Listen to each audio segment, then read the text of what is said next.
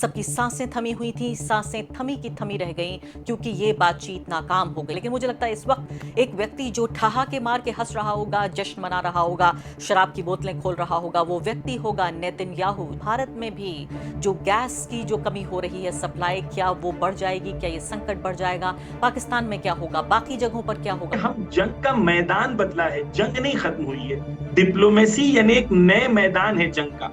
क्या खबर आप हमें दे रहे हैं कि हमेशा के लिए बातचीत खत्म हो गई, फिर से जंग शुरू होगी, फिर से हमले शुरू होंगे? उन्हें लग रहा था ये हॉलीवुड की फिल्म है जिसके अंदर वो जाके बात करेंगे वहां पर और वहां से वो बात करेंगे और यहाँ पे जो है नेवी आ जाएगी और होर्मुज पे कब्जा हो जाएगा। ये हॉलीवुड मूवी नहीं है, यहाँ पर ईरान है, अली के शेर मैदान में थे। मुझे लगता है हॉलीवुड फिल्म तो यहाँ चल रही है। एक सोच ये भी हो रही है मौलाना जाफरी कि ईरान अनरीजनेबल हो रहा है। गल्फ की हर कंट्री अपना ऑयल बेचेगी, गैस बेचेगी, बिल्डिंग्स बनाएगी, खुश रहेंगे, ईरान तकलीफ में रहेगा और सब तालियां बजाएंगे।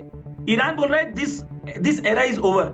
आपदा में अफसर ढूंढ रहा है ईरान के, भाई आप आ गए हमारे मुहाने पर, आप हमला कर रहे हैं, हम जीत रहे हैं, तो अब हम आपसे पिछले कई जन्मों का हिसाब लेंगे। मैं आपके साथ बहुत ही अदब के साथ मैं डिसएग्री करूंगा। ये कैलकुलेशन क्या है, क्या होगा अब? वही morality, human rights and equality and justice and democracy and women's rights and feminism, ये पूरी दुनिया में जो उन लोगों ने एक ढोंग पूरी दुनिया में किया था वो पूरा एक्सपोज हो चुका है। The ball is in America's court. इस वक्त तो नेतन्याहू सबसे खुश आदमी होंगे। नेतन्याहू खुद अपना अंडर प्रेशर है। आईडीएफ के पास सोल्जर्स नहीं है, आईडीएफ विल इंटरनली कोलैप्स। फिर हमने ये भी देखा कि भाई शिया सुन्नी भाई भाई, लेकिन अगले ही पल खबर आई कि भाई देखिए कि जो ईरान की जो पाकिस्तान की फौज है वो सऊदी अरब की तरफ कूच कर रही है। पाकिस्तान देखें इस वक्त जो डिप्लोमेटिकली जो वो खेल रहा है वो चाइना से भी फ्रेंडशिप है, ईरान से भी है और अमेरिका। हमने जितनी चोट नेगोशिएशन से खाई है उतनी चोट हमने जंग से नहीं खाई। दुनिया इस जंग के बाद बदल जाएगी और एक नई दुनिया जो है मुसलमानों के अंदर क्रिएट होगी। नमस्कार, इस खास कार्यक्रम में आपका स्वागत है। मैं हूं आरफा खानम शेरवानी। लगातार ईरान की जंग से जुड़ी हुई खबरें इस चैनल पर आप पल पल की खबर यहां पर देख रहे हैं और ख़बर यह है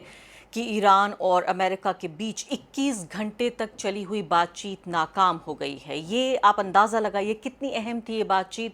पूरी दुनिया से पत्रकार इस्लामाबाद पहुंचे हुए थे क्योंकि 1979 यानी 1979 के इस्लामिक रिवॉल्यूशन के बाद से ये पहली इतनी हाई लेवल मीटिंग हुई ईरान और अमेरिका के साथ। दोनों के डेलीगेशंस आमने सामने बैठे। लगभग 50 साल इस बात को गुजर चुके हैं इससे पहले जबकि इतना हाईएस्ट लेवल डेलीगेशन दोनों देशों का वो मिला हो, दोनों देशों के नेता। और इसीलिए लग रहा था कि इतनी बड़ी घटना है कि ज़मीन कांप रही थी, आसमान लरज रहा था कि अब होगा तो होगा क्या। सबकी सांसें थमी हुई थी, सांसें थमी की थमी रह गईं क्योंकि ये बातचीत नाकाम हो गई। और ऐसा लगता है कि ये बातचीत का जो केंद्र बिंदु है वो है जो पैसेज ऑफ हॉर्मुज़ है, कि हॉर्मुज़ से तेल के जो जहाज़ हैं वो गुजरेंगे या नहीं गुजरेंगे, कि ईरान के कंट्रोल में रहेगा कितना या फिर कोई और कंट्रोल होगा, बीच का कोई रास्ता निकाला जाएगा। सीधे तौर पे अमेरिका ये कह रहा है कि हॉर्मुज़ की वजह से, यानी ये बात ऑफिशियली भी ना कही जाए तो ये बात है, कहा यह जा रहा है कि ईरान हमें इस बात पर विश्वास नहीं दिला पाया कि वो न्यूक्लियर वेपन बनाना चाहता है या नहीं। इसको बहाने की तरह इस्तेमाल करके हॉर्मुज़ का पूरा जो संघर्ष है वो साफ तौर पर देखा जा रहा है। अमेरिका में जो उपराष्ट्रपति हैं वेंस साहब, उन्होंने ये कहा कि ये ईरान के लिए ज़्यादा बुरी खबर है इससे ज़्यादा कि ये अमेरिका के लिए है, यानी ईरान को नुकसान होगा। इस पूरी बातचीत के नाकाम होने से अमेरिका को उतना नुकसान नहीं होगा। लेकिन मुझे लगता है इस वक्त एक व्यक्ति जो ठहाके मार के हंस रहा होगा, जश्न मना रहा होगा, शराब की बोतलें खोल रहा होगा, वो व्यक्ति होगा नेतन्याहू। जी हाँ, बेंजामिन नेतन्याहू, जो चाहते थे कि ये बातचीत नाकाम हो, जो चाहते थे कि ये जंग जितनी लंबी चल सके उतना बेहतर होगा। अब इस जंग में आगे क्या होगा? फिर वही खून खराबा होगा, फिर वही जानें जाएंगी? क्या वो फिर वही इमारतों पर जो है बमबारी होगी? क्या वही स्कूलों अस्पतालों पर बमबारी होगी? क्या जिस तरह का ऊर्जा का संकट है भारत में भी, जो गैस की जो कमी हो रही है सप्लाई, क्या वो बढ़ जाएगी? क्या ये संकट बढ़ जाएगा? पाकिस्तान में क्या होगा? बाकी जगहों पर क्या होगा? बहुत सारे सवालों का एक पूरा, मैं कहूँगी, एक पिटारा इस वक्त मेरे सामने है, लेकिन जवाब नहीं है क्योंकि आधिकारिक जो बयानबाजी हो रही है वो ग्रैंड स्टैंडिंग जिसे अंग्रेजी में कहते हैं, कि सीना तान के सिर्फ नेता खड़े हुए हैं, सवाल सिर्फ सवाल हैं, जवाब नहीं मिल रहे हैं। इसी पर बातचीत करने के लिए मेरे साथ ईरान के कुम शहर से हमारे साथ जुड़ गए हैं मौलाना अब्बास जाफरी। मौलाना साहब, ये बहुत दुख की बात है कि जो बातचीत होनी थी, जिससे माना जा रहा था कि अमन पैदा होगा, वो बातचीत फेल हो गई है। हमें बताइए आखिर कि हुआ क्या? जी शुक्रिया बहुत बहुत।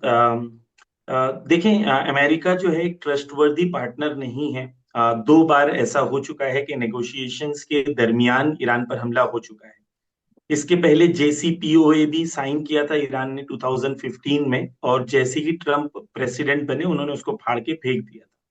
तो अमेरिका का नेगोशिएटिंग टेबल पे जब अमेरिका आता है, तो ईरान के फॉरेन मिनिस्टर अब्बास अरागची, उन्होंने एक बार अपने एक इंटरव्यू में बताया था कि मैं एक बार मीटिंग के लिए जा रहा था, जैसे ही मैं कार में बैठा तो स्टीव विटकॉफ का मुझे मैसेज आता है, पर्सनल मैसेज आता है, और उसके अंदर वो कहते हैं कि ये 3 पॉइंट्स आपको अग्री करना होगा, you have to accept it. यानी बिफोर नेगोशिएशन वो आके कह रहे हैं कि भाई आपको ये बात माननी पड़ेगी। यानी तो अमेरिका जब नेगोशिएशन में आता है तो वहां बात करने नहीं आता है, डिक्टेट करने आता है। और आपने देखा दुनिया के साथ वो ऐसे ही करते हैं। यूक्रेन के प्रेसिडेंट के साथ क्या किया। पूरी दुनिया के अंदर उन लोगों का तरीका ये है कि भाई हम बोलेंगे सब सुनेंगे, और ईरान के साथ उनका ये चलता नहीं है, क्योंकि ईरान कहता है कि इक्वालिटी होनी चाहिए, जस्टिस होनी चाहिए, हम लोग इक्वल हैं। तो ईरान का जो स्टैंड है वो क्लियर होता है। अच्छा, अभी इन लोग आए थे मिलिट्रीली, ये लोग वीक पोजीशन में थे, लेकिन नहीं, जंग एक ऐसे सेकंड बिहेव कर रहे। मौलाना जाफरी, एक सेकंड, वो मुझे 3 पॉइंट्स बताइए, आखिर कौन से ऐसे 3 पॉइंट्स हैं जिस पर ये पूरी बात फंस गई, क्या हुआ आखिर? एक तो पहला स्ट्रेट ऑफ होर्मुज के सिलसिले में, देखिए पहली बात तो है कि ईरान की तरफ से अभी तक अब्बास अरागची या कालीबाफ साहब का ऑफिशियल स्टेटमेंट नहीं आया है। जो ईरान की तरफ से अभी तक स्टेटमेंट आया है वो आगा बकाई का है, जो उनके फॉरेन मिनिस्ट्री के स्पोक्स पर्सन हैं। तो अभी तक हम ऑफिशियल स्टेटमेंट के एग्जैक्टली डिटेल में क्या हुआ वो हमें नहीं पता है, यानी क्योंकि ऑफिशियल स्टेटमेंट नहीं है। जो ऑफिशियल स्टेटमेंट आया है वो ये है कि एक तो मौजू स्ट्रेट ऑफ होर्मुज पे था, दूसरा न्यूक्लियर एनरिचमेंट पे था। और न्यूक्लियर एनरिचमेंट पे अमेरिका चाह रहा था कि ईरान जीरो न्यूक्लियर एनरिचमेंट में चले जाए, और ईरान अपनी जो लीगल राइट्स है वो ईरान उसको गिव अप नहीं करेगा, स्ट्रेट ऑफ होर्मुज को भी ईरान गिव अप नहीं करेगा। तो ये दो मेन पॉइंट्स थे। और कहा कि बाकी बहुत सारी बातों पर डिस्कशन हुआ था, अग्रीमेंट भी हुई थी, और कई राउंड्स 21 आवर्स जो है कॉन्वर्जेशन चली है, लेकिन फाइनली अग्रीमेंट पे नहीं पहुंची, क्योंकि अमेरिकन अभी भी उन्हें लग रहा है कि वो जंग जीत रहे हैं, और वो उसी तरीके से जो डिक्टेटरशिप का एटीट्यूड है वो इस मीटिंग में चला रहे थे। लेकिन ऑन ग्राउंड उसका असर ईरान के लिए क्लियर है, ईरान की मिलिट्री के लिए क्लियर है, ईरान की पब्लिक के लिए क्लियर है कि we have the upper hand, और जो स्ट्रेटेजिक प्रोमिनेंस हमें मिला है वो हम गिव अप नहीं करेंगे। चाहे नेगोशिएशन में भी जा रहे हैं, तो इन लोगों ने कहा था कि हम जंग का मैदान बदला है, जंग नहीं खत्म हुई है। डिप्लोमेसी यानी एक नए मैदान है जंग का, वहां पर भी हम जाके फाइट करते हैं अपने नेशनल इंटरेस्ट और लोगों के हक के लिए। तो एक मिलिट्री भी जंग करती है, डिप्लोमेसी में भी आपको जंग करना होता है। तो जंग का मैदान बदला था, और ईरान ने जो प्रोमिनेंस हासिल किया था, ईरान उसको गिव अप करने को तैयार नहीं है। अब मुझे बताइए मौलाना जाफरी कि यहाँ क्या हम ये समझें कि ये बातचीत हमेशा के लिए रद्द हो गई है, या ये सस्पेंड हो गई है? क्या बातचीत का पहला राउंड खत्म हो गया है? यहाँ आप जानते हैं कि भारतीय मीडिया में जिस तरह से तमाम जो कवरेज हुआ, बहुत ही शर्मनाक तरह का कवरेज था, जिसमें ये बताया जा रहा था कि भाई पाकिस्तान किसी तरीके से, यानी यानी पेट पकड़ पकड़ के, मैं कहूंगी एक तरह से बददुआएं दी जा रही थी कि ये पूरी तरीके से शांति समझौता रद्द हो जाए, ताकि जो दुश्मन देश है तथाकथित रूप से उसको कोई वो ना मिल जाए, उसे कोई क्रेडिट ना मिल जाए। यानी कि अपनी दुश्मनी में ये भूल गए कि जो विश्व शांति है, ग्लोबल पीस है, उसके लिए कितना अहम है, और खुद भारत की अपनी एनर्जी जरूरतों के लिए, भारत की अपनी सिक्योरिटी रिक्वायरमेंट्स के लिए कितना जरूरी था कि ये जंग खत्म हो। मुझे बताइए कि क्या खबर आप हमें दे रहे हैं कि हमेशा के लिए बातचीत खत्म हो गई, फिर से जंग शुरू होगी, फिर से हमले शुरू होंगे, या सिर्फ ये माने कि चलिए एक शहर में एक राउंड ऑफ नेगोशिएशंस वो कामयाब नहीं हुआ? देखें, ऑफिशियली कोई नेक्स्ट राउंड ऑफ कॉन्वर्जेशन की बात नहीं हुई है, लेकिन ऑफिशियली ये भी नहीं कहा गया है कि हम फिर से बात नहीं करेंगे या हम बात करने के लिए रेडी नहीं हैं। दोनों पार्टीज ने ये भी नहीं कहा। दोनों पार्टीज जब जा रही थी तो उन्होंने ये कहा कि हम अग्री नहीं कर सके। ईरान ने कहा अमेरिकन हाई हैंडेडनेस की वजह से, और अमेरिका चाह रहा था कि हमारी सारी बातें मान ली जाए। और दूसरी तरफ से ईरान ने ये कहा, यानी अमेरिका ने खुद आके ये कहा कि हमने जो शर्तें लगाई थी ईरान की तरफ, उन्होंने उन्हें कबूल नहीं किया। तो कॉन्वर्जेशन और नेगोशिएशन और डिप्लोमेसी एग्जैक्टली आगा बकाई से ये पूछा गया था। तो आगा बकाई जो फॉरेन मिनिस्ट्री के स्पोक्स पर्सन है, तो उन्होंने कहा कि डिप्लोमेसी कभी भी खत्म नहीं होती, और डिप्लोमेसी का जो प्रोसेस है वो कभी भी जंग के अंदर खत्म नहीं होता, चाहे जंग कोई भी पोजीशन पे, कोई भी स्टेज पे हो। तो डिप्लोमेसी के दरवाजे खुले हुए हैं, लेकिन the ball is in America's court, यानी ईरान ने अपनी तरफ से पॉइंट्स बिल्कुल क्लियर कर दिया है। ईरान होर्मुज नहीं छोड़ेगा। ईरान होर्मुज के लिए, ईरान के लिए स्ट्रेटेजिक इंपॉर्टेंस है उसका, और ईरान की अपनी सॉवरेन सेफ्टी के लिए होर्मुज का कंट्रोल होना जरूरी है, क्योंकि अगर अब दुनिया को पता चल गया है कि अब ईरान पे हमला करेगा तो ईरान क्या कर सकता है। लेकिन अगर ईरान होर्मुज को ही छोड़ देगा तो नेचुरल सी बात है कि हर 6 महीने और 3 महीने में दोबारा ईरान पर हमला होने के चांसेस है। तो ईरान ने क्लियर कर दिया है कि होर्मुज नहीं छोड़ेगा, और डिप्लोमेसी के रास्ते जो है वो कंटिन्यू होंगे। देखिए, अमेरिका ने जो कल कोशिश की, आप जानते होंगे कि उन लोगों ने अपने न्यूज़पेपर्स में, हत्या सेंटकॉम ने भी रिलीज किया कि हमारी वॉरशिप्स जो हैं, 2 वॉरशिप जो हैं वो पहुंच गई थी होर्मुज, और होर्मुज क्रॉस कर लिया था उन्होंने। तो उन्हें लग रहा था ये हॉलीवुड की फिल्म है, जिसके अंदर वो जाके बात करेंगे वहां पर, और वहां से वो बात करेंगे, और यहाँ पे जो है नेवी आ जाएगी और होर्मुज पे कब्जा हो जाएगा, और जब वो मीटिंग से बाहर निकलेंगे तो ऐलान कर देंगे होर्मुज हमने कब्जा कर लिया। तो इनको पता नहीं है सामने ईरान है, ये हॉलीवुड मूवी नहीं है, यहाँ पर ईरान है। अली के शेर मैदान में थे। तो इन लोगों के जो 2 शिप्स आई थी, उन लोगों ने जो यहाँ की नेवी ने बताया है कि जो नेवी खत्म हो गई है, यानी अमेरिका के हिसाब से 24 बार खत्म हो चुकी है अभी तक, यानी 24 बार अमेरिका ने उसे नाबूद कर चुका है ट्रंप के बकौल। तो उस नेवी ने वो जो ऑफिशियल इंफॉर्मेशन दी है वो ये है कि इन्होंने इलेक्ट्रॉनिक सिग्नल्स, क्योंकि इनके पास टेक्नोलॉजी है, इलेक्ट्रॉनिक सिग्नल्स पे कंट्रोल हासिल कर लिया था, और अपनी वॉरशिप्स को मिलिट्री वॉरशिप्स के बजाय लोकल वॉरशिप्स और बिजनेस वॉरशिप्स, बिजनेस शिप करके उन लोगों ने वाटर में लेके आए थे। और इन्हें लगा कि ईरान को ये चकमा दे देंगे, लेकिन ईरान की नेवी ने उनको घेर लिया, हत्ता अपनी मिसाइल्स को लॉक किया उनके ऊपर।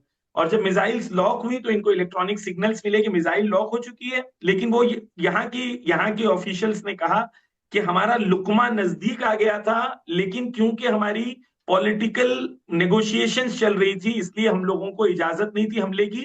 तो हमने उन्हें 30 मिनट का टाइम दिया कि आप बैक ऑफ हो जाएं, और वो बैक ऑफ हो गए, और मिलिट्री और होर्मुज का कंप्लीट कंट्रोल ईरान के पास है। तो कल ये भी कोशिश की गई, एक तरफ नेगोशिएशंस, दूसरी तरफ धमकी, और तीसरी तरफ होर्मुज में एंटर होने का तरीका। तो जी ईरान हाँ। Is on high alert. Iran is on high alert and Iran knows कि हमारा किससे पाला पड़ा है। तो Iran is on high alert and Iran knows कि दुश्मन के साथ किस तरीके से बिहेव करना है। 3 अलग अलग मुहानों पर जिस तरह से आप कह रहे हैं, मुझे लगता है हॉलीवुड फिल्म तो यहाँ चल रही है, वहां नहीं जहां आप कह रहे हैं कि आप ये सोचिए कि किस तरह से नेगोशिएटर्स नेगोशिएट कर रहे हैं, फौजी अपना काम कर रहे हैं जो कमांडर्स हैं, और तीसरी तरफ अलग बातचीत चल रही है, जमीन आसमान समंदर सब हर तरफ से घेरा हुआ है। एक सोच ये भी हो रही है मौलाना जाफरी कि ईरान अनरीजनेबल हो रहा है, उसको इस जंग में जितनी मैं कहूंगी एक तरह का एक तरह की जीत हासिल हुई है, और दूसरे जो नैरेटिव है, वॉर ऑफ नैरेटिव, उसमें भी जिस तरह से आप जीतते हुए नजर आ रहे हैं, इस पूरे हालात को अपने पक्ष में अपने फेवर में देखते हुए ईरान की जो मांगे हैं वो बहुत आइडियलिस्टिक हैं, और बहुत जिद है ईरान के अंदर, अनरीजनेबल डिमांड्स हैं, खासकर हॉर्मुज का पूरा कंट्रोल जो जंग से पहले, यानी आप न सिर्फ कि जंग से पहले के हालात में जाना चाहते हैं, बल्कि ये माना जा रहा है कि ईरान 50 साल का बदला लेना चाहता है अमेरिका से और पश्चिमी ताकतों से। सही है क्या ये? देखें, 2 चीजें मैं इसके अंदर कहूंगा। एक तो अनरीजनेबल होना, इसके इसको हम डिस्कस कर सकते हैं कि व्हाट इज बीइंग अनरीजनेबल। एक मैं आपको एग्जांपल से बात शुरू करूंगा कि ईरान के 120 बिलियन डॉलर्स ईरान के हैं, यानी ईरान ने ऑयल बेचा है, वो 120 बिलियन डॉलर्स पूरी दुनिया में है, और लोग नहीं दे रहे हैं। ये कह के भाई आपके ऊपर सैंक्शंस लगे, हम पैसा नहीं दे सकते। साउथ कोरिया के पास ईरान के 7 बिलियन डॉलर्स थे, 7 अरब डॉलर। साउथ कोरिया ने, ईरान ने कहा कि भाई हमें पैसे दे दो, तो उन्होंने कहा कि exchange rate commission is 1 billion dollar, यानी हम एक्सचेंज रेट का 1 बिलियन डॉलर लेंगे। फिर कहा कि 6 बिलियन डॉलर, ईरान ने कहा चले भाई 6 बिलियन ही दे दें। तो इन्होंने कहा कि 6 बिलियन डॉलर जो है वो हम नहीं देंगे। तो ईरान ने कहा भाई मेडिसिन भेज दो, जरूरी सामान भेज दो, इन्होंने कहा वो भी नहीं देंगे। और कई सालों से ईरान का पैसा साउथ कोरिया में फंसा हुआ है। जंग शुरू हम्म। हुई, 4 बार साउथ कोरियन फॉरेन मिनिस्टर का कॉल आया ईरान के फॉरेन मिनिस्टर के पास, 4 बार। कहा पूरे पैसे ले लो, पूरे पैसे ले लो। ऑयल जो डिस्काउंट में खरीदते थे हम लोग, मार्केट रेट से इतना परसेंट हम ज्यादा देने को तैयार हैं, हमें ऑयल भेज दो। तो ईरान के साथ आरिफा जी, ये मैंने कई जगह बताया, ये जो ईरान की एक नोट है, ये 50,000 तुमान की नोट है। ओके, ये 50,000 तुमान की नोट 2006 में इसकी कीमत थी 2,500 इंडियन रुपीज। आज इसकी कीमत है 40 रुपीज। यानी तो ईरान के ऊपर इकोनॉमिक टेररिज्म होता रहा पूरी दुनिया में, पूरी दुनिया खामोश रही। Iran second largest oil reserves, gas reserves Iran के पास है। Fourth largest oil reserves Iran के पास है। रिसेंटली बिलियंस ऑफ डॉलर का ईरान के पास गोल्ड रिजर्व्स कश्फ हुआ है, मिनरल रिसोर्सेज है। लेकिन ईरान कुछ बेच नहीं सकता। ये जुल्म नहीं था ईरान के ऊपर। यूनिलैटरली ईरान से अमेरिका सैंक्शन लगाता था, पूरी दुनिया उसे एक्सेप्ट करती थी। ठीक है, ईरान ने 30 इयर्स सबके साथ नेगोशिएट किया, बातचीत करी, टेबल पे आया। एक बार उसके ऊपर हमला हो गया, टेबल पे बैठा था, फिर हमला हो गया, फिर वो आया, बोला कोई बात नहीं है, आए बात करते हैं। फिर हम लोग शराफत से ये लोग आए, क्योंकि इस्लाम हमें अखलाक सिखाता है, मोरालिटी सिखाता है। तो फिर भी आए मैदान। 3 बार ऐसा हो गया कि ईरान ने नेगोशिएट किया, तीनों बार ईरान पे हमला हुआ। खूब, जब एक कंट्री के साथ, सॉरी, हाँ, जी, मैं एक कह रही हूँ कि कंट्री का साथ, आपकी इस बात से कोई दो राय नहीं है, और ये बात सच है, ये कोई कहानियां नहीं है, ये इतिहास का हिस्सा है जो आप बता रहे हैं, और ये प्योर फैक्ट्स हैं जो आप गिना रहे हैं। इस बात से बिल्कुल एतराज नहीं है कि ईरान के साथ ज्यादती हुई, एक मुल्क को पूरी दुनिया में अलग थलग कर दिया गया, लेकिन उस मुल्क ने उसी वक्त का फायदा उठाकर, उन सालों का तकलीफ सहकर अपना एक नया सिस्टम बनाया, वेस्टर्न सिविलाइजेशन के सामने ईरानियन सिविलाइजेशन खड़ा किया। लेकिन यहाँ पर एक सोच ये है मौलाना जाफरी कि one day at a time, एक बार में एक चीज करते हैं कि पहले जंग बंद हो जाए, पूरी दुनिया में अमन हो जाए, और उसके बाद पीछे का रास्ता देखा जाए। लेकिन मोदी जी कहते हैं कि भाई आपदा में अवसर, यानी अगर क्राइसिस हो रहा है तो उसको एक अपॉर्चुनिटी की तरह लिया जाए। तो क्या इस सोच से आप सहमत हैं कि वाकई आपदा में अवसर ढूंढ रहा है ईरान, कि भाई आप आ गए हमारे मुहाने पर, आप हमला कर रहे हैं, हम जीत रहे हैं, तो अब हम आपसे पिछले कई जन्मों का हिसाब लेंगे, हम सिर्फ इस जंग की बात नहीं करेंगे बल्कि पुरानी जितनी नाइंसाफियां हुई हैं उनका भी हिसाब लेंगे। और आगे बढ़ने से पहले एक अदना सी गुजारिश कि आप मेंबर बनिए मेरे चैनल का, आरफा खानम शेरवानी। अगर आप मेंबर बनते हैं, आपके समर्थन से आप मेरा हाथ मजबूत करेंगे, इतना मजबूत कि मैं सत्ता का कॉलर पकड़ के सवाल पूछ सकूंगी, और जो हमारे समुदाय में हाशिए के जो तबके हैं उनकी आवाज़ उठा सकूंगी। आप यकीन जानिए, आपका एक छोटा सा सहयोग मेरे लिए इतना बड़ा होगा जिसके लिए आप अंदाजा भी नहीं लगा सकते। देखें, ये बदले वाली भावना ईरान में नहीं है। जो भावना और जो फीलिंग है वो अपने हक को हासिल करने वाली है, यानी what ever is my right I should get it. Iran में ये क्लियर है कि हमारे साथ नाइंसाफी हुई है, अब हमारा जो हक है वो हम हासिल करेंगे। प्री वॉर सिचुएशन में ईरान नहीं जाएगा, ये पूरी दुनिया को क्लियर हो जाना चाहिए कि एक प्री वॉर सिचुएशन थी जहां पर ईरान ईरान मुश्किल में था, सब आराम से थे। यानी गल्फ की हर कंट्री अपना ऑयल बेचेगी, गैस बेचेगी, बिल्डिंग्स बनाएगी, खुश रहेंगे, ईरान तकलीफ में रहेगा और सब तालियां बजाएंगे। ईरान बोल रहा है this this era is over. अब खुशी रहेगी तो सब खुश रहेंगे, और अगर हमको तकलीफ होगी तो सब तकलीफ में रहेंगे। ईरान के लिए ये क्लियर है, this is the new balance where in everybody should live in peace. ऐसा नहीं होगा कि हम तकलीफ में रहेंगे, सब आराम से रहेंगे। This era is over. So after this war Iran will not go into pre war situation. उसके अंदर 2 चीज इंपॉर्टेंट है। एक, नो सैंक्शंस, ईरान सैंक्शंस को एक्सेप्ट नहीं करेगा। और दूसरा, ईरान अपनी सेफ्टी और सिक्योरिटी और सॉवरेनिटी के साथ कॉम्प्रोमाइज नहीं करेगा कि कोई भी ऐसी पोजीशन हो कि ईरान के ऊपर दोबारा 3 महीने 6 महीने में हमला हो। तो ये 2, मुझे लगता है, जो मैंने अभी तक अंडरस्टैंड किया, 2 रेड लाइंस है ईरान की कि नो प्री वॉर सिचुएशन पे ईरान पहुंचेगा, and a new world order will be created based on after war situation. ठीक और है। ये बहुत नेचुरल सी बात है कि एक कंट्री अपने नेशनल इंटरेस्ट को प्रायोरिटाइज करेगी और अपने आइडियोलॉजिकल इंटरेस्ट को प्रायोरिटाइज करेगी। वॉर के अंदर जो नुकसान उठाया है उसका जो रिजल्ट उसे मिलना चाहिए, जो जो कुर्बानियां दी हैं, जो शहादतें दी हैं, उसका रिजल्ट मिलना चाहिए। और मैं आपके साथ बहुत ही अदब के साथ मैं डिसएग्री करूंगा। ये बहुत सारे लोग कहते हैं कि दुनिया में शांति होनी चाहिए, पीस होनी चाहिए, पीस को प्रायोरिटी देनी चाहिए। देखिए, दो चीज हमें समझना पड़ेगा कि शांति और जस्टिस, पीस एंड जस्टिस, ये दो डिफरेंट कॉन्सेप्ट्स हैं। There is no peace without justice. So अगर मेरा किसी बाजू वाले ने आके घर छीन लिया हो और मैं जब जाऊं उससे लड़ने के लिए, तो आप कहें देखिए दुनिया में शांति होनी चाहिए, आराम से रहो, झगड़ा करके क्या फायदा, अभी आप अपने घर में ही रहो, वो घर ले लिया तो कोई बात नहीं, बाद में बात करेंगे, झगड़ा अच्छी बात नहीं है। ये नहीं होता दुनिया, ये बिल्कुल। मैं जस्टिस आपकी नहीं है। आपकी आपकी इस बात से भी सहमत हूं, और कहा जाता है कि शांति तो कब्रिस्तान में भी होती है, लेकिन वो किस तरह की शांति होती है जहां मुर्दा लोग होते हैं और जिंदा होते हैं तो अपने अधिकारों के लिए लड़ते हैं। आपकी बात से बिल्कुल मैं सहमत हूं।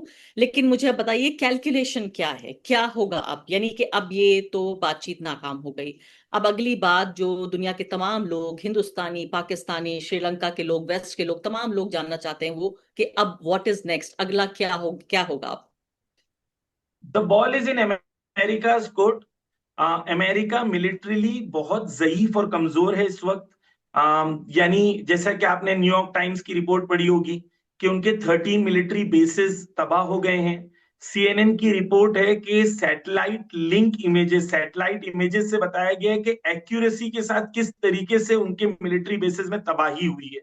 ये सीएनएन की रिपोर्ट है।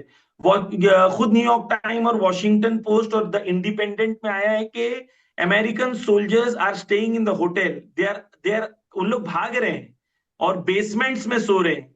तो अगर आपके 30,000 सोल्जर्स इस वक्त आउट आउट हैं, मिलिट्री बेसेस में नहीं है। कल मैंने सीबीएस रिपोर्ट एक देखी, सीबीएस न्यूज की रिपोर्ट देखी जहां पर कुवैत में हमला हुआ था। तो सीबीएस न्यूज के अंदर एक American soldier, unnamed American soldier ने इंटरव्यू दिया है और वो ये बता रहा था कि जब पहले दिन 28 फरवरी को ईरान की तरफ से हमला हुआ था तब हमारे 6 सोल्जर्स मारे गए थे, मैं भी वहीं था। तो वो बता रहा था कि हमारे हमारे मिलिट्री बेसिस में there was no protection from drones and हम लोगों को छोड़ दिया गया था मरने के लिए। ये आप अमेरिकन पब्लिक के अंदर ये नॉर्मल बात नहीं है, यानी वहां पर that the hmm. government did not take care of our military personnel is a very big thing in America। बहुत और बड़ी चीज है, क्योंकि सीबीएस न्यूज वहां में, तो, और वो तो अमेरिका में तो जो अमेरिकन हैं, ये तो आप फौजी भूल जाइए, आम लोगों की जिंदगी को, तमाम जो नॉन अमेरिकन है उनकी जिंदगी पे प्रेफरेंस दिया जाता है। लेकिन मैं जो आपसे पूछ रही थी कि ये तो आपने अमेरिका का पॉइंट ऑफ व्यू बताया, ईरान की क्या कैलकुलेशन है, ईरान की तरफ से क्या थिंकिंग है कि अब जंग शुरू होगी, फिर से हमले होंगे, फिर से सिविलियन ठिकानों पर ईरान, हमले होंगे। देखिए ईरान प्रिपेयर्ड है जंग के लिए। अमेरिका के पास वॉर ऑफ एस्केलेशन जिसे कहते हैं, कि अमेरिका ने ये क्लेम किया है कि हमने जितने मिलिट्री साइट्स थे उसको मार दिए, मिलिट्री तबाह हो गई, नेवी तबाह हो गई, है ना। अब उनका नेक्स्ट एस्केलेशन लेडर क्या है? सिविलियन जगह पर हमला करना। अगर वो सिविलियन जगह पर हमला करते हैं तो पूरी दुनिया में अपने आप को दोबारा बेनकाब करेंगे। वही morality, human rights and equality and justice and democracy and women's rights and feminism, ये पूरी दुनिया में जो उन लोगों ने एक ढोंग पूरी दुनिया में किया था, वो पूरा एक्सपोज हो चुका है गाजा के वॉर के बाद, और ज्यादा एक्सपोज हो जाएगा। तो अगर वो सिविलियंस पे हमला करते हैं तो ये उनकी हार की बहुत बड़ी निशानी होगी, क्योंकि मॉरली वो ऑलरेडी उन लोग जंग हार चुके होंगे। क्या ईरान रेडी है उस सेक्रीफाइस देने के लिए? ईरान रेडी है, लेकिन ईरान ने ये कहा है कि अगर तुम हमें मारोगे तो हम भी पलट के मारेंगे। यानी ये जमाना खत्म हो गया कि तुम मारोगे और तुम बच जाओगे। ईरान सिविलियंस पे नहीं मारेगा, लेकिन ईरान उनके जो उनके ग्रेटर इजराइल के पार्टनर्स हैं, अरब कंट्रीज के बादशाह, यानी उनकी सेफ्टी और सिक्योरिटी और उनके एसेट्स की सेफ्टी और सिक्योरिटी नहीं रहेगी, ये ईरान ने क्लियर कर दिया है। तो लेकिन मीज़ानी लेकिन मिस मौलाना हुई, जाफरी, यानी ईरान ने ये मौलाना बैलेंस जाफरी, क्रिएट किया। इस वक्त तो नेतन्याहू सबसे खुश आदमी होंगे, सबसे ज्यादा जो जश्न मना रहे होंगे वो नेतन्याहू, क्योंकि वो तो यही चाहते थे कि ये बातचीत ना हो, ये जंग चलती रहे, जितनी लंबी जंग चलेगी उतनी लंबी जिंदगी होगी नेतन्याहू की। जी, देखें, दो नजरिए से आप इसको देख सकते हैं। कल अजीब चीजें हुई हैं कि नेतन्याहू ने एर्दोगान को ट्वीट करके उनको बहुत बुरा भला कहा, और बेन गुइर ने उनको गालियां भी दिया, यानी एर्दोगान को। तो नेतन्याहू की पोजीशन इस वक्त ये है कि विद इन इसराइल जो है, उनकी तमाम जो उनके ऑपोजिशन पार्टीज हैं और हेड ऑफ ऑपोजिशन भी जो है लैपिड, उन्होंने नेतन्याहू के ऊपर बहुत फंडामेंटल सवाल उठाए हैं ये जंग को लेके। वो कह रहे हैं ईरान से लड़ने को हम सपोर्ट करते हैं, लेकिन आपने हमारी कंट्री को और उनकी सेफ्टी और सिक्योरिटी को इंश्योर नहीं किया है। तो वो इस वक्त अंडर प्रेशर है, नेतन्याहू खुद अपना अंडर प्रेशर है। दूसरी चीज ये है कि या खुद जो वहां के आईडीएफ के हेड है, उन्होंने अनाउंस किया है कि अगर कोई एक रेड फ्लैग रेज करता है तो I am raising 10 red flags. IDF के पास सोल्जर्स नहीं है, आईडीएफ विल इंटरनली कोलैप्स। ये आईडीएफ के हेड कह रहे हैं, उनका नाम जामिर है। तो ये टाइम्स ऑफ इसराइल में आया है और पूरे वेस्टर्न न्यूज़पेपर ने इसको कवर किया है। तो ऐसा नहीं है कि इसराइल इसराइल के पास सिर्फ एक पावर है कि वो हवा में आके मार के जा सकता है। ऑन ग्राउंड उन लोग जो है बहुत बुरी तरीके से मार खा रहे हैं। Israel is not in a very safe position, what ever they project is different. Internally Israel के अंदर they not in very safe position. 2 साल हो गए ये जंग को, वहां के लोग भाग रहे हैं। अगर आप इजिप्ट बॉर्डर देखेंगे तो इसराइली छोड़ छोड़ के इसराइल को भाग रहे हैं। तो हम्म। नेतन्याहू का एम ये है कि ईरान और अमेरिका जंग करें और अमेरिका जंग के अंदर रहे, इसके अंदर कोई डाउट नहीं है कि नेतन्याहू का बिल्कुल। गोल ये है। लेकिन क्या ये है कि ये वॉर अगर लंबा खींचता है तो आईडीएफ या इसराइल इसको प्रिफर करता है? तो मुझे नहीं लगता ऐसा है, बिकॉज नॉर्थ इसराइल से वापस से पूरे इनके लोग जो है वापस से टेल अवीव की तरफ आ गए हैं। बिल्कुल। जैसे ही किरित शुमाया पे लिबनान ने मारना शुरू किया। तो मेरा मेरा कंक्लूसिव पॉइंट ये है कि ये जंग जो है, जब तक अमेरिका अपनी हेजेमनी और इंपीरियलिस्ट और कॉलोनियलिस्ट माइंडसेट को खत्म नहीं करता, ये जंग खत्म नहीं होगी। जंग ठीक का है। फॉर्म बदलेगा, जंग खत्म नहीं होगी। अब आखिरी सवाल आपसे, पाकिस्तान के मद्देनजर हमने देखा बड़ी आन बान शान के साथ लाल कालीन बिछाया गया, शानदार एंट्री हुई, गाने लगा के रील बनाई गई, जो अराकची साहब हैं उनके ऊपर वो पूरी दुनिया में वो लोकप्रिय हो रहे हैं।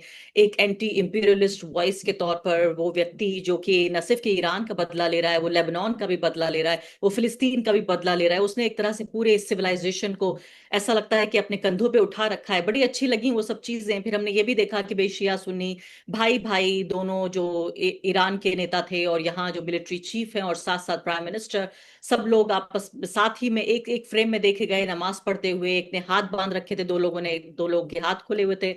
बड़ी खुशी हुई सब देख के। लेकिन अगले ही पल खबर आई कि भाई देखिए कि जो ईरान की जो पाकिस्तान की फौज है वो सऊदी अरब की तरफ कूच कर रही है। यानी अब चूंकि बातचीत खत्म हो रही है और हमले बढ़ सकते हैं सऊदी अरब की तरफ, और जो सिक्योरिटी पैक्ट है पाकिस्तान का और सऊदी अरब का, उसके तहत पाकिस्तान को लड़ना पड़ेगा सऊदी अरब की तरफ से अगर सऊदी अरब पे कोई हमला होता है। तो एक तरफ ये भाई भाई वाली ब्रादर वाली तस्वीरें और दूसरी तरफ जंग की तैयारी। देखें, दुनिया इस जंग के बाद बदल जाएगी और एक नई दुनिया जो है मुसलमानों के अंदर क्रिएट होगी। और वो दुनिया के अंदर वेस्टर्न गुलामी और वेस्टर्न गुलाम जो हैं, उनकी कोई वैल्यू नहीं रहेगी, ये क्लियर है। ये पॉजिटिव, ये मसलन कि ये इतने मिलिट्री ऑफिसर्स उधर चले गए या सऊदी की तरफ से ऐसा होगा वैसा होगा, पाकिस्तान के लिए बईद है कि पाकिस्तान ईरान के साथ डायरेक्ट कन्फ्रंटेशन में एंटर होगा। ये पाकिस्तान के लिए बहुत बईद है। क्यों? कई फैक्टर्स हैं। एक ये कि पाकिस्तान और ईरान का बहुत बड़ा बॉर्डर है। दो, पाकिस्तान को ईरान बहुत सारी चीजें देता है, जिसमें से एक इलेक्ट्रिसिटी भी है, और उनके बहुत सारे रिसोर्सेज पाकिस्तान के ईरान पे डिपेंडेंट भी हैं। तो पाकिस्तान और ईरान के बीच में फ्रेंडली रिलेशन है। अभी मैं एक सर्वे देख रहा था कि ईरान को लेके जो पॉजिटिव फीलिंग्स हैं, उसके अंदर percentage wise of the population Iran में हाई, पाकिस्तान में हाईएस्ट इन द वर्ल्ड है।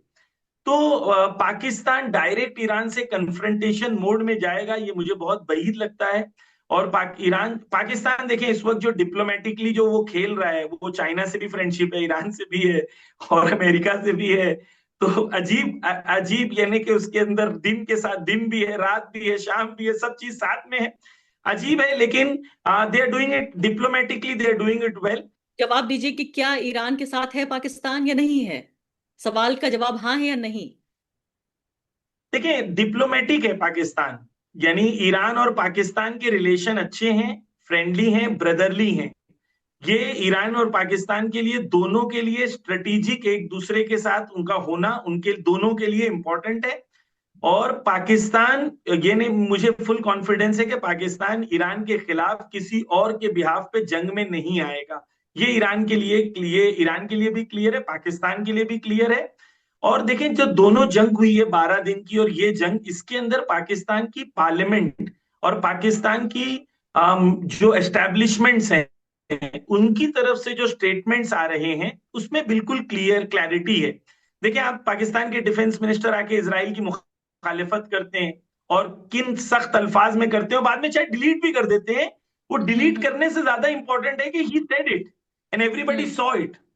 विच इज, ये डिप्लोमेसी का हिस्सा होता है कि हम्म। आप अपनी बात बोल दो, बाद में डिलीट भी हो गई तो क्या हो गया, आपने तो अपनी बात हम्म। बोल दी है ना, दुनिया ने सुन ली है आपका ओपिनियन। प्लस मैं बहुत सारे एक्सपर्ट्स को देख रहा था न्यूज चैनल्स पर, they were following the same tone on Israel. So on America, Iran and Pakistan might have difference of opinion, but on Israel, Iran and Pakistan have same position. So which ठीक is है। a very good ground for unity for Pakistan and Iran. ठीक है, बहुत बहुत शुक्रिया मौलाना जाफरी आपका इस पूरी बातचीत में हिस्सा लेने के लिए। आपको फिर से दावत दी जाएगी जब भी हमारे दर्शक ये जानना चाहेंगे कि इस जंग में क्या हो रहा है। ये जंग सिर्फ ईरान की नहीं, इसराइल की नहीं, अमेरिका की नहीं, पूरी दुनिया की जंग बन गई है ये। और ये पूरी दुनिया के लिए, अमन के लिए, शांति के लिए और एक डेमोक्रेटिक फ्यूचर के लिए और एक बराबरी के फ्यूचर के लिए बहुत जरूरी है। मैं आरिफा जी, मैं एक पॉइंट ऐड करना चाह रहा था ईरान की जनता के बारे में। अगर आप पूछ लें कि ईरान की पब्लिक क्या चाहती है, अगर अगर आपको लगता है मुनासिब है, बस आखिरी बात बता दीजिए जी। ईरान की पब्लिक जो है उसके अंदर जो इस वक्त सेंटीमेंट और मूड है। मैं परसों गया था, मेरे इंस्टाग्राम लाइव मैंने किया था तेहरान से, इनकलाब स्क्वायर से। तो ईरान की पब्लिक में इस वक्त जो मूड है, वो ये है कि हमने जितनी चोट नेगोशिएशन से खाई है, उतनी चोट हमने जंग से नहीं खाई। जंग में हमारे 2000 शहीद हुए, लेकिन जब इन लोगों ने 8 जनवरी को अमेरिका ने वेपन्स देके जो ईरान में राइट्स करवाए, उसमें 3,500 लोग मारे गए थे। जंग में सिर्फ अभी तक 2000 शहीद हुए, लेकिन उसमें 3,500 शहीद हुए थे। ईरान ने जितनी चोट नेगोशिएशंस में खाई है, जितने सैंक्शंस खाए हैं, जितनी मुश्किलें झेली हैं, उतनी मुश्किलें जंग में नहीं झेली हैं। तो कल मैं रात को आ रहा था ड्राइव करके, तो मैंने एक लेडी का देखा, एक लेडी पोस्टर लेके खड़ी थी, उस पोस्टर पे लिखा था, पूरी दुनिया के लोग जंग से डरते हैं, हम नेगोशिएशन से डरते हैं, क्योंकि नेगोशिएशंस के बाद अमेरिका हम पर अपनी दादागिरी थोप सकता है, जंग में नहीं कर सकता। तो ईरान की पब्लिक का मूड इस वक्त ये है कि वो मिलिट्री के साथ और मिलिट्री अचीवमेंट्स के साथ बिल्कुल खड़ी है, और उनको लगता है कि ये जंग को निर्णायक पोजीशन तक पहुंचाना जरूरी है, ताकि जी। दुश्मन दोबारा ये पोजीशन में ना आए कि वो हमला कर सके। ये ईरान बिल्कुल। की पब्लिक में मूड और सेंटीमेंट। बिल्कुल, बहुत बहुत शुक्रिया आपका। जजाकल्ला, थैंक यू।